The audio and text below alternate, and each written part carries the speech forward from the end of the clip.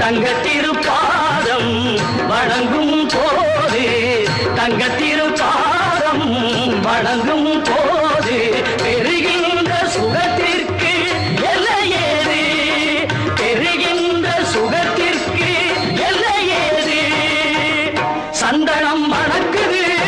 கற்பூரம் ஜொலிக்குது கந்தகிரி கோவில் வந்தால் நன்மையெல்லாம் நடக்குது